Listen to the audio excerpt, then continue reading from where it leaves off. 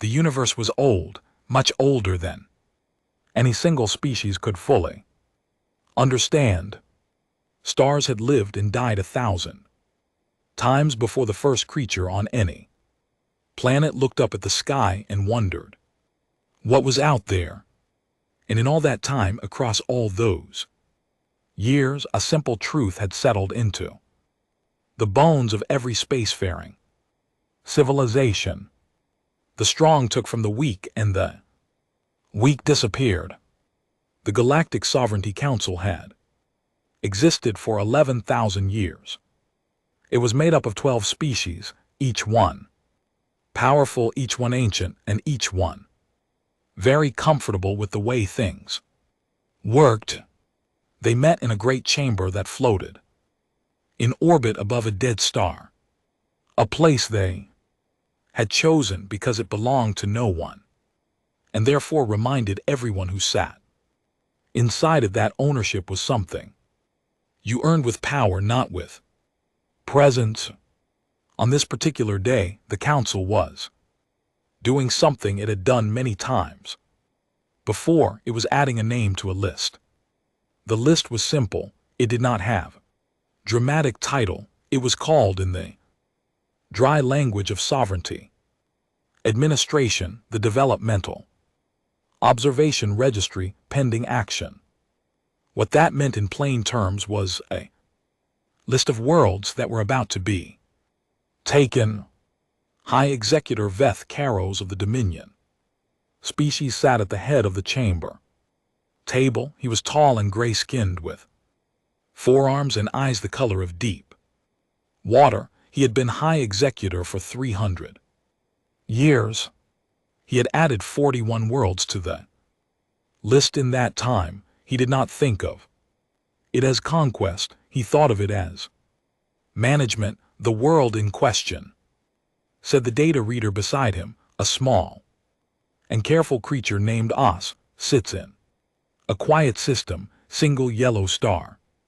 Third planet from the center, mostly water. The dominant species is bipedal, carbon-based, and has not yet achieved faster than light travel. Their communication technology is limited to their own solar system. They are unaware of the wider galaxy. Veth Caros looked at the image on the display screen, a blue and green world wrapped in white clouds. It looked soft. He had seen many worlds like it. Classification, he asked. Class 3 primitive, Os said. They have nuclear capability, but it is largely directed inward. Internal conflict. They show no signs of coordinated planetary defense. Their space program is minimal. They have sent small machines beyond their own planet, but nothing with weapons or meaningful range. Timeline for subjugation: 42 cycles. High Executor, standard procedure. The Veth Dominion fleet is available and unassigned. I recommend contract assignment. Veth Caros nodded. He did not ask the name of the world. It did not matter. The 12 members of the council pressed their marks of approval one by one, and the world was added to the registry. The meeting moved on to other business. No one in that chamber gave the blue world a second thought. The name of the world was Earth. On Earth itself, no one knew any of this had happened. Life continued as it always did. Loud, busy, complicated, and completely unaware that something in the stars had just decided its fate. Commander Asha Raylan was 43 years old, and she had spent most of her adult life looking at radar screens. She worked for the United Defense Initiative, which was a quiet organization, the kind that did not appear in news stories, did not give press interviews, and did not confirm its own existence to people who asked. It had been created 16 years earlier by a small group of governments who had looked at the mathematics of the universe at the sheer number of stars and planets out there, and decided that the only reasonable response to that mathematics was to prepare. HFY ran a deep space radar facility buried in the rock under the Norwegian Arctic. The facility had a crew of 22 people and enough power running through it to light a small city. Its arrays reached out past the edge of the solar system, scanning, listening, measuring. Every day it recorded billions of data points. Most of them were nothing, the background hum of the universe going about its business. But the facility had been built for the day when something in that noise was not nothing. On a Tuesday morning at 4:17 a.m. local time, HFY was drinking her second coffee when a technician named Priya called out from across the room. Commander, gravimetric spike, edge of the system past Neptune's orbit. HFY did not spill her coffee. She set it down carefully, walked to Priya's station and looked at the numbers on the screen. How big? She asked. Big, Priya said. She pulled up the comparison chart. The spike was not like anything in their normal range. It was not a comet. It was not a planet shifting orbit. It was not a solar event. It was a sudden, massive change in the gravitational field at the edge of the solar system, lasting approximately 11 seconds, and then nothing, as if something had arrived and then gone. Very still. Record everything, HFY said. Flag it. Priority 1. Get me Dr. HFY on the line. She stood at the screen for a long time, looking at the spike. Something had arrived at the edge of the solar system. Something very large, and it had stopped. HFY had been trained for this moment. She had spent years preparing for it, running drills, writing protocols, arguing in meetings for larger budgets and better equipment. But standing in that cold underground room, looking at the data on the screen, she felt something that none of the drills had prepared her for. Not fear, something sharper than fear. Clarity. Whatever was out there, it had not announced itself. It had not broadcast a greeting. It had arrived quietly, like something that did not expect to need to introduce itself, like something that had done this before. She picked up her secure line and began making calls. Above the solar system, in the deep black between the stars, the Veth Dominion Advance Fleet sat cloaked and still. 27 ships, each one larger than any structure humanity had ever built. Their sensors were recording everything about the small blue world below them. Their crews were calm. This was routine work. Fleet Admiral Run Vass stood at the observation window of the command ship and looked down at Earth. It was smaller than he had expected, quieter. He had subjugated 11 worlds in his career. None of them had ever given him any real trouble. He gave the order to begin the observation phase. 42 cycles, the report had said. He thought it might even be faster than that. The Veth Dominion had a method. It was not a complicated method, but it worked. It had worked on 11 worlds before Earth, and the Fleet Admiral saw no reason why it would not work again. The method had 3 steps. First, arrive in silence and study the target. Learn its defenses, its population patterns, its communication networks. Second, broadcast the submission frequency. Third, accept the surrender and begin the transfer of the planet's resources to Dominion control. The whole process, from arrival to completion, rarely took longer than the estimated time. In fact, on 2 occasions, it had taken considerably less.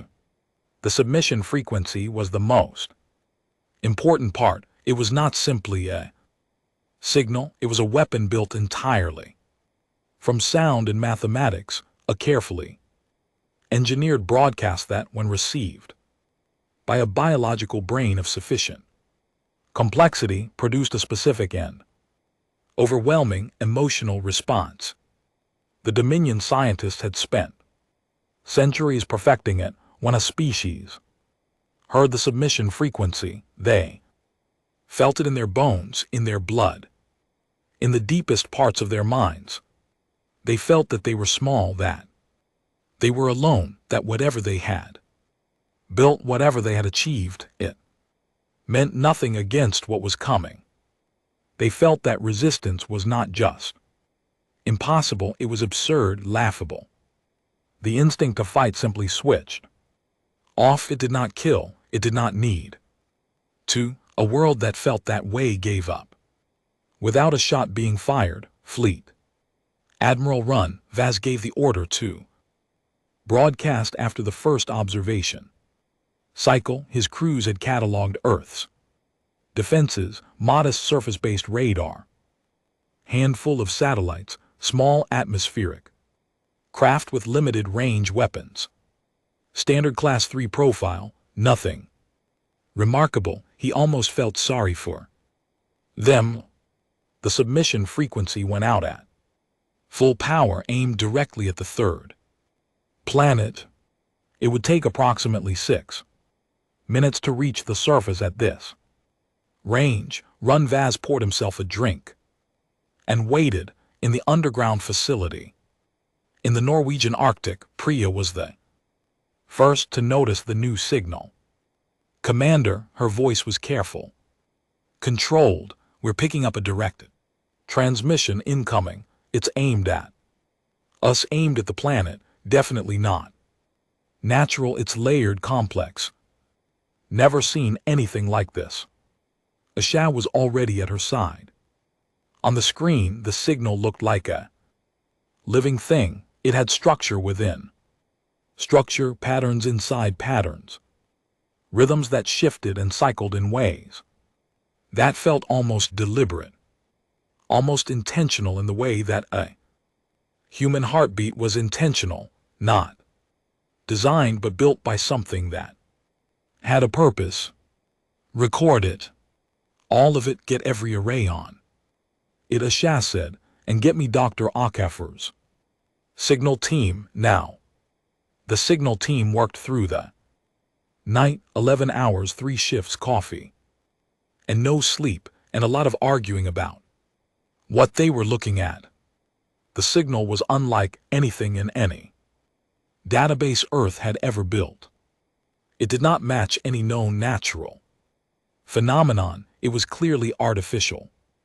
It was clearly directed at Earth specifically, and it had a structure that, when you looked at it long enough, started to feel less like communication and more like something else.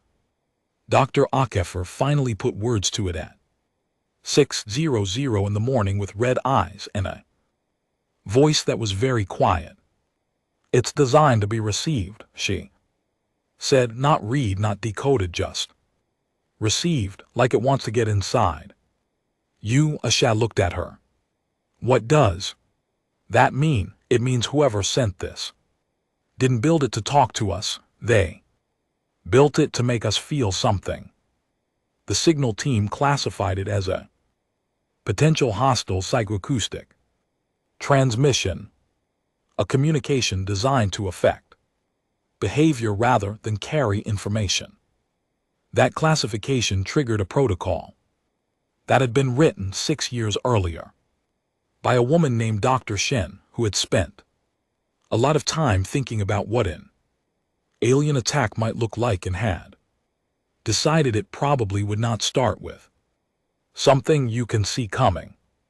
The protocol said, if you receive a directed artificial signal from outside the solar system that cannot be decoded as a standard communication, and that appears designed to affect biological systems treated as a hostile declaration and activate full planetary defense posture. She thought about it for 40 seconds.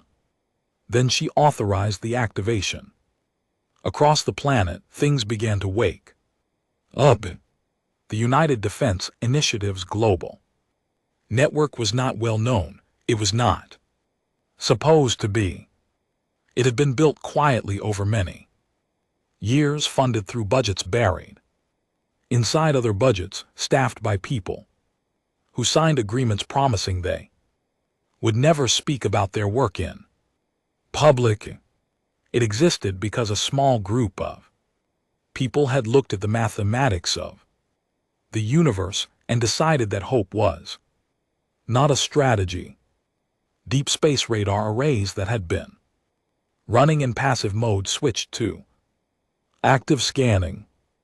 Ground-based weapons platforms that had looked like weather stations and communications towers powered up systems that had never been tested in a real scenario. Satellites shifted orbits.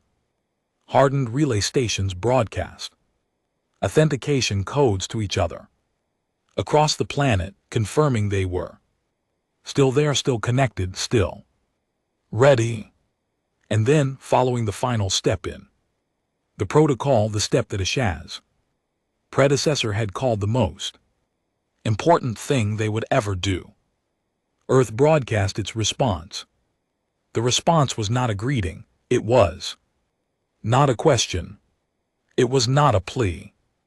It was a full military activation signal, the complete communication signature of a planetary defense network going to war footing. It contained targeting data. It contained weapon system authentication codes. It contained battle network handshake sequences, the kind of codes that military systems use to identify each other, to coordinate, to share firing solutions. It was rotating, cycling, broadcasting in all directions and at the specific bearing of the gravimetric spike that Priya had detected days earlier. It was in the language that any sufficiently advanced military would understand, a declaration that said, "We see you, we have locked onto you, and we are ready." The signal traveled out from Earth at the speed of light. 6 minutes later, it reached the Veth Dominion fleet. Rune Voss had been expecting silence or panic or the faint traces of internal communication that indicated population in collapse. He had not been expecting this. His signals officer went pale, or the Veth equivalent of pale, which was a deep gray. "Admiral, the planet is broadcasting military frequencies. They have us targeted." "What?" Rune Voss stood up fast. "We're cloaked." "Yes, Admiral, they targeted us anyway." The bridge went very quiet. Rune Voss looked at the signal data his officers were pulling up. It was dense, complex.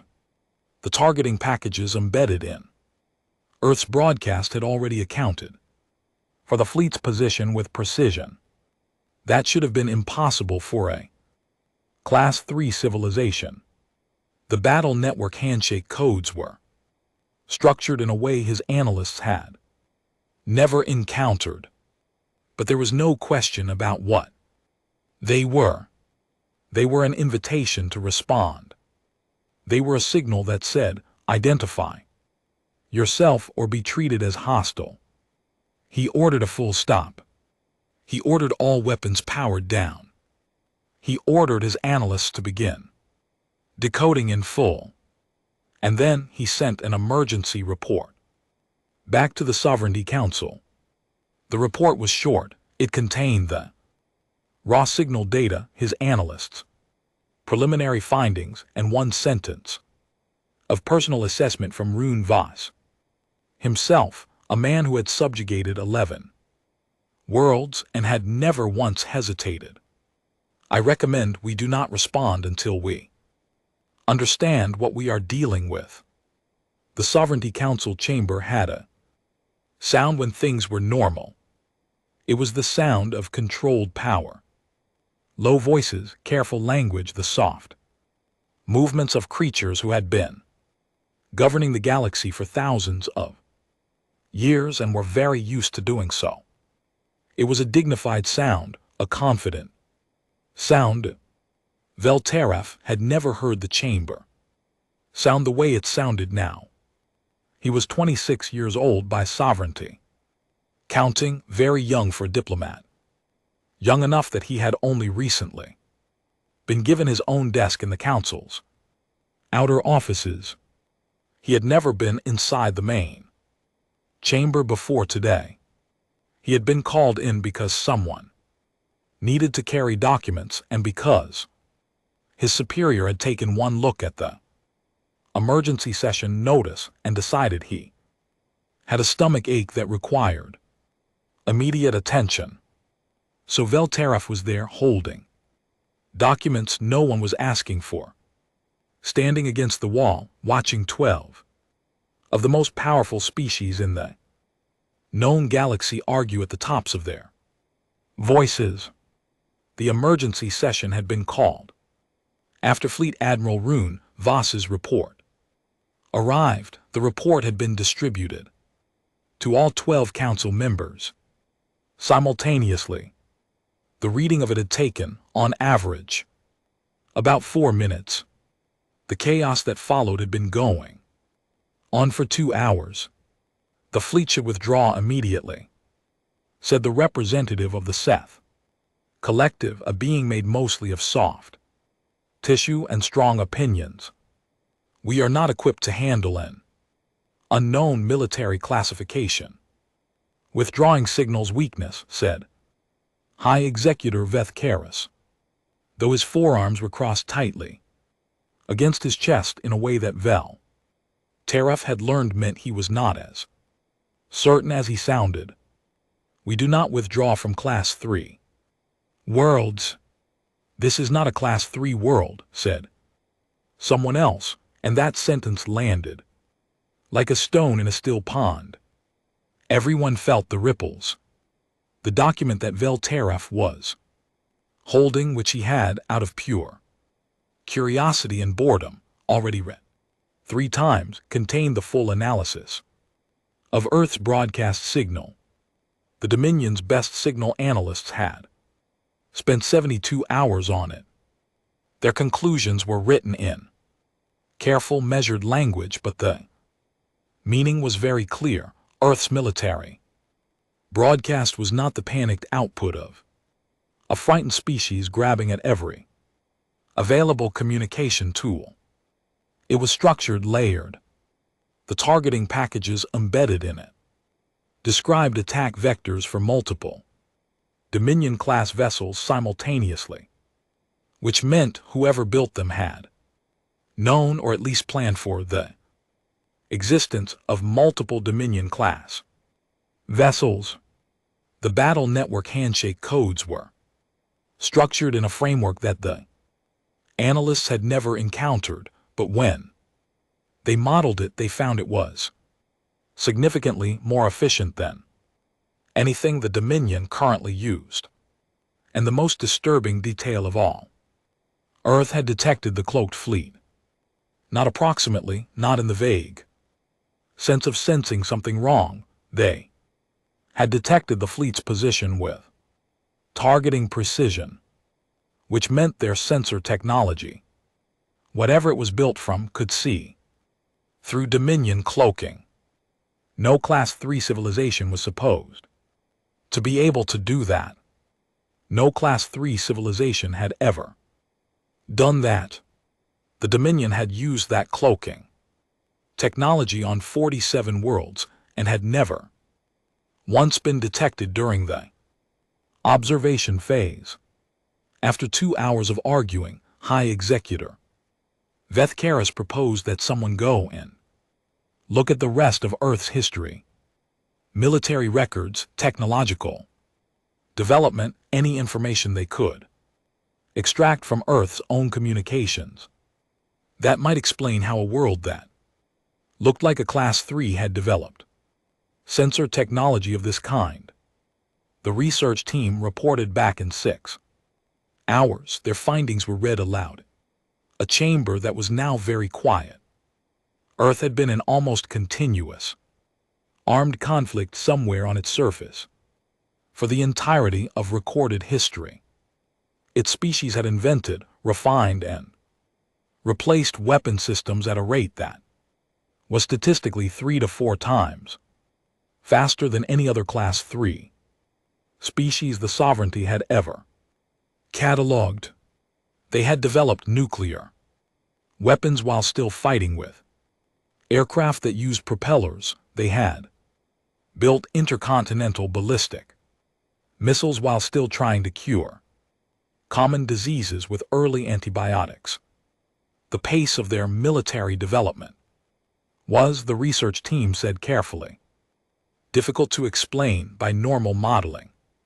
Furthermore, Earth had multiple space agencies, but buried inside the financial records that their communication network had transmitted openly into space for the past 80 years was evidence of several programs that were not normal at all, programs with large budgets and no public names, programs that appeared to be building things, testing things, running exercises, but whose outputs had never appeared in any public record.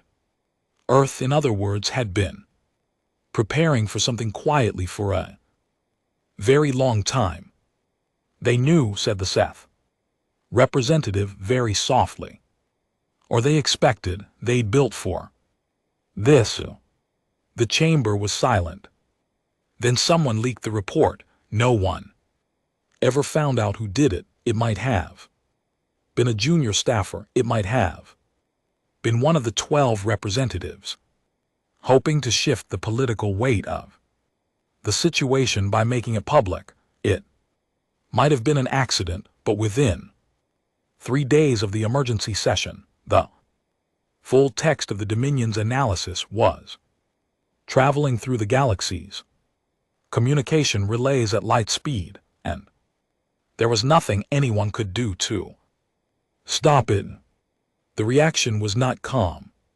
The outer offices, watching the relay feeds light up one after another as the information reached new systems. He had a gift for reading emotional tone in foreign communication. It was why he had been hired, and what he read in those feeds was something he had no good word for in his own language. The closest translation was a word that meant the specific kind of fear you felt when you realized that the danger had always been there and you simply had not seen it. Stories grew in the telling, as stories always did. By the time the report reached systems 30 light-years out, Earth had not merely detected a cloaked fleet. Earth had tracked every ship individually and broadcast firing solutions that could have destroyed all 27 vessels simultaneously. By the time it reached systems 50 light-years out, Earth had done this not with a defense network, but with a single facility operated by one person.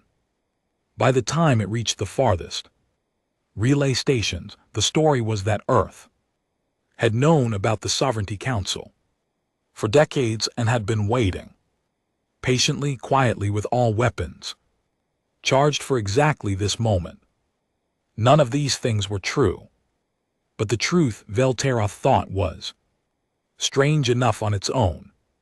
He sat at his desk late into the night, reading the feeds, and he wrote in his private journal, "Every species that receives the submission frequency does one of two things: they freeze or they run. Both are instinctive. Both come from the same place, the deep biological recognition that something much larger than you is looking at you. The frequency works because it triggers That recognition and then amplifies it, until there is nothing left but the instinct to become small. Earth did not freeze, Earth did not run. Earth received the signal designed to make them feel like nothing, and they looked back into the dark and said, "We see you too." I do not think we understand what kind of creature does that. He closed his journal. Outside the window of his office, the stars were very bright and very far away. Somewhere out there, the Veth Dominion fleet was still sitting at a full stop, waiting for orders that no one in the council chamber had yet been willing to give. The decision to send a diplomatic delegation to Earth instead of a war fleet was not made quickly or easily or with anything resembling confidence. It was made after 9 days of emergency sessions, 4 failed votes, 2 deadlocks, and 1 moment where High Executor Veth Caro stood up and said, very quietly, that he had never in 300 years of service recommended retreat. And he was not recommending it now, but he was recommending that they think very carefully before they did anything that they could not undo. The council voted. The delegation would go. It would carry no weapons beyond personal sidearms, the kind any traveler might carry, nothing that could be interpreted as a threat. It would fly a recognized sovereignty, diplomatic configuration. It would broadcast peaceful frequencies on all channels for the entire approach, and it would carry a message: we come to talk, not to fight. Velteroth was assigned to the delegation on a Thursday by a supervisor who looked relieved to have found someone junior enough to send. He was given 12 hours to pack, 4 hours of briefing, and a data tablet loaded with everything the sovereignty knew about Earth, which was, he noted, considerably less than they knew about most worlds they had dealt with. The journey took 11 days. Velteroth spent most of it reading. He read Earth's history. He read about their wars. There were many, too many to count, stretching back further than most sovereignty species had been building permanent structures. He read about their art and their science and their philosophy. He read the stories they told each other, the ones they had broadcast out into space, along with their radio signals and their television programs and their news reports, all of it traveling outward at the speed of light, a long record of everything they were. What struck him, reading all of it, was not how violent they were. Many species were violent. What struck him was how they talked about violence. They did not glorify it. Simply, they wrote stories about war that made it sound terrible and necessary at the same time. They built monuments to their dead and then sent more people to die and then built more monuments. They seemed to understand in some deep part of themselves that what they were doing was costly and painful and often wrong, and they did it anyway because the alternative was to stop being what they were. Velteroth did not know what to make of that. He wrote in his journal that he thought it might be the most complicated thing about them. The delegation ship entered Earth's atmosphere on a clear morning, descending slowly over the ocean in full view of every sensor array that was pointed at it, which they had been told was all of them.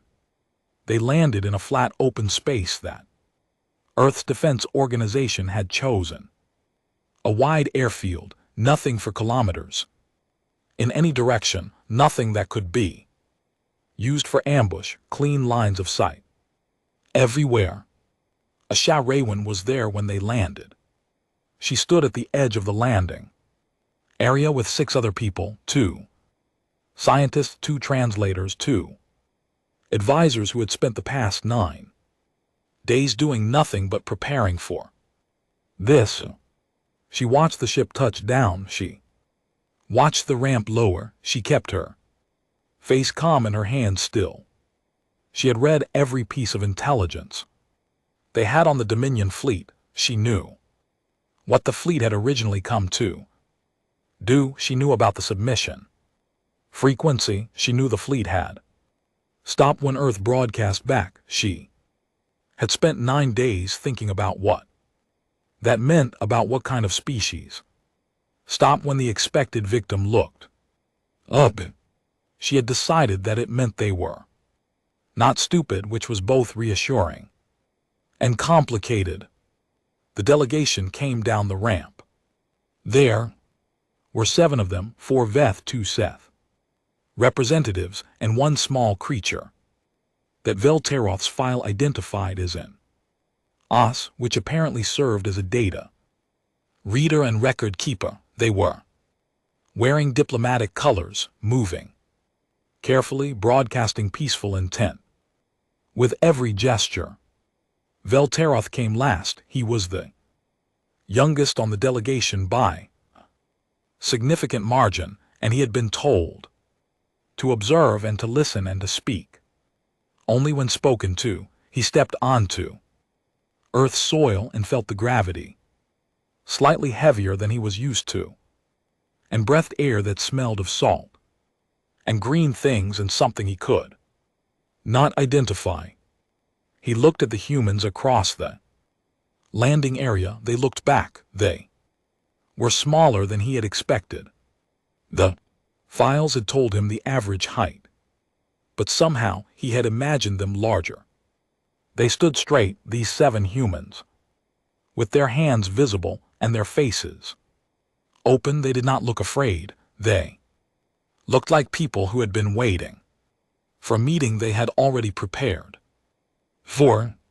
The lead diplomat, a large Veth named Executor Second Prawl, stepped forward and began the formal greeting. The translators on both sides worked simultaneously. The words were ceremonial, careful, full of the kind of language that diplomacy always use. Words about peace and communication and mutual respect that did not commit to anything specific. Asha Raylan listened to all of it. Then she stepped forward. "We appreciate the greeting," she said, and her translator carried it across. "We'd like to skip to the part where we're honest with each other." The delegation went very still. "We know what the fleet came here to do," Asha said. She was not aggressive. She was not cold. She was simply stating a fact in the tone of someone who had decided that pretending otherwise was a waste of everyone's time. "We know what the submission frequency is designed to do. We decoded it. We know about the developmental observation registry. We know our world was on the list." Executor Second Prawl said nothing for a moment. "Then how? Your communications aren't as private as you think they are," Asha said. "We've been listening to deep space for a long time." Velteroth, standing at the back of the delegation, wrote 1 line in his notebook. "They knew before we arrived." The talks lasted 3 days. They were held in a low building at the edge of the airfield. Plain walls, good lighting, simple chairs. Earth had not built anything grand for this meeting. Velteroth thought that was interesting. A species trying to impress would have built something impressive. Earth had built something functional. On the first day, Asha laid out what Earth knew and how they knew it. On the second day, she asked questions about the other worlds on the registry and listened to the answers without interrupting. On the third day, she made an offer. "You can leave," she said, "or you can negotiate. Those are the options." And if we leave, Prahl asked, then we continue to do what we've been doing. Watch, listen, prepare. She paused. We are patient. There was a long silence. And if we negotiate, then we talk about what a relationship between Earth and the sovereignty looks like, one that works for both sides. HFY folded her hands on the table. We're not interested in being conquered, we're willing to be neighbors. Velterath looked at her across the room. She was calm, completely, genuinely calm. Not the calm of someone suppressing fear, which he knew how to read. He had seen that in the delegation itself, in Prahl's carefully controlled hands, in the way the Seth representatives held themselves very still. This was different. This was the calm of someone who had already thought through every scenario and had decided that whichever one came true, they were ready for it. The delegation asked for 12 hours to confer. The agreements that came out of those 3 days of talks was not simple, and it was not short, and it made several members of the Sovereignty Council deeply uncomfortable in ways they were not used to feeling.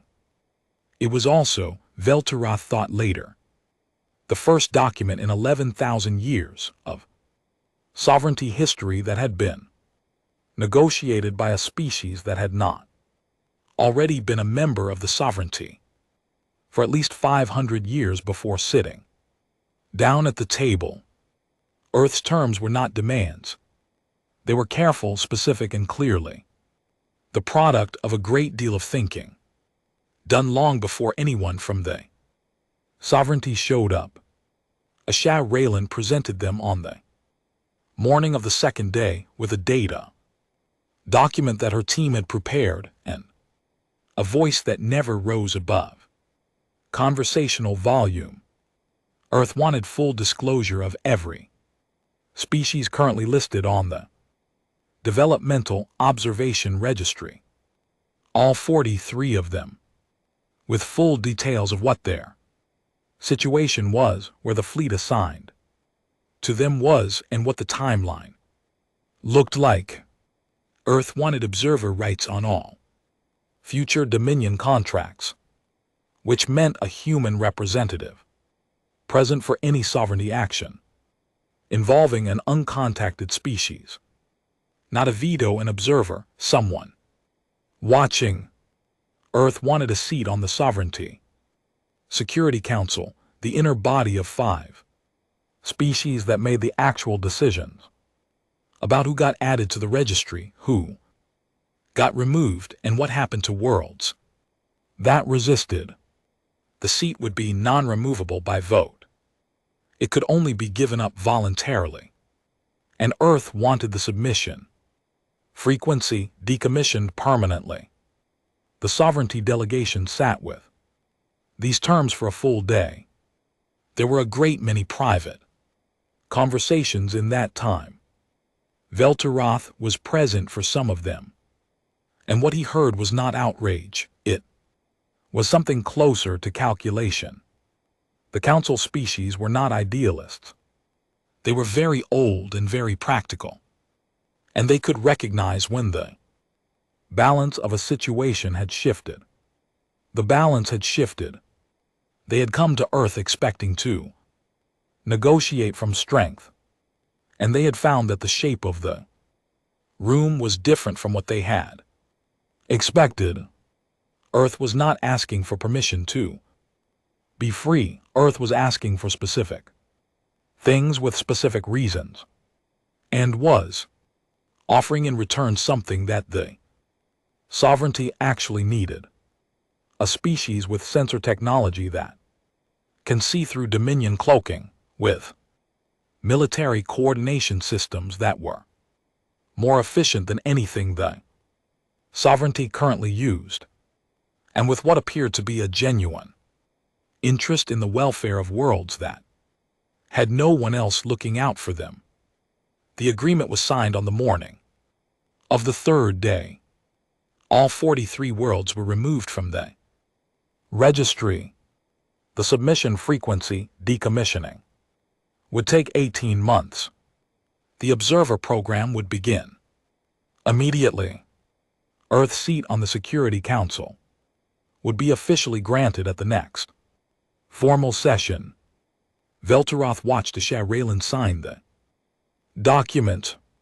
Her signature was small and fast. She did not look triumphant. She looked like someone checking an item off a list. The sovereignty session that formally admitted Earth to the Security Council was held 2 months later in the great chamber above the Dead Star. It was the first session Velteroth had ever attended as an official participant, rather than a document carrier. He had been reassigned at his own request as Earth Sovereignty Liaison, a new position that had not existed before and that his superiors had agreed to with remarkable speed, possibly because no one else wanted it. Raylan arrived with a small team. 2 advisors, 1 scientist, 1 translator. She wore the same kind of plain, functional clothing she had worn at the airfield. She sat in the chair that had been placed at the Security Council table for Earth's representative, and she looked around the chamber with the same calm she had worn throughout every conversation Velteroth had ever had with her.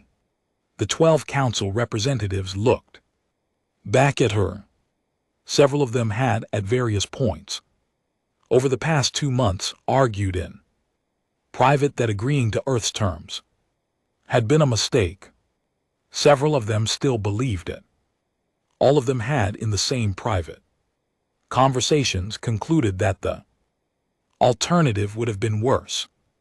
High Executor Veth Karos opened the session. His voice was formal and correct. He welcomed Earth to the Sovereignty Security Council. He invited Earth's representative to address the chamber. Asha stood. She was by several hundred years the youngest person in the room. "We're glad to be here," she said. "We'd like to start with the 43 worlds on the registry." The session lasted 9 hours. Asha worked through the registry item by item, asking questions, requesting documentation, flagging cases where the stated justification for adding a world did not, in her assessment, hold up to examination. She was polite throughout. She was also, Velteroth noted with private admiration, completely immovable once she had decided something was wrong. By the end of the session, 11 worlds had been moved from the active registry to a review status that had not previously existed. The Sovereignty had never had a review status before. It had one now. Afterward, in a small room off the main chamber, Velteroth found Asha standing at a window looking at the Dead Star. Outside, he had been assigned to escort her to her ship, and he had arrived a few minutes early. He had been thinking for 2 months about a question. He had decided he was going to ask it. "The war signal," he said, "when your facility broadcast it when you targeted our fleet, was it real? Did you actually have the ability to fire on 27 Dominion vessels?" Asha turned from the window and looked at him. He had been around humans long enough now to read her expressions, at least a little. She was not surprised by the question. She had been expecting it. She looked at him for a long moment. Slow, quiet moment in which the Dead Star outside the window shed its pale light across the room, and Velteroth felt, with great clarity, that he was in the presence of someone whose patience was genuinely longer than his fear. "That's classified," she said. She smiled. It was a small smile in it. Did not answer the question, and Velteroth was almost certain that it was not supposed to. He walked her to her ship. The rest of her team was already aboard. The ship was small and practical and showed no outward signs of any weapon system, which told him nothing at all. Velteroth, she said at the top of the ramp, you did something brave volunteering for this posting. I want you to know that. He thought about it. I'm not sure brave is the right word, he said. I think I was just curious. She nodded as if this was the correct answer. Good, she said. Stay curious. This is all going to get much more complicated before it gets simpler. The ship lifted off. Velteroth watched it go, growing smaller against the stars, until it was too small to see. He stood there for a while after it had gone, looking at the sky. Somewhere out there, Earth's deep space arrays were still running, still scanning, still listening to the long dark between the stars with the patience of a species that had decided a very long time ago that it was not alone in the universe and had started getting ready for the day it could prove it. The galaxy was full of life. Humans had only just begun to introduce themselves, and every species that had heard the story, every civilization that had received the relay feed, read the report, followed the news, knew now that the quiet blue world in the small yellow star system was not what anyone had thought it was. Earth had been marked as the next target. It had not cooperated, and the galaxy slowly and somewhat nervously was learning to make room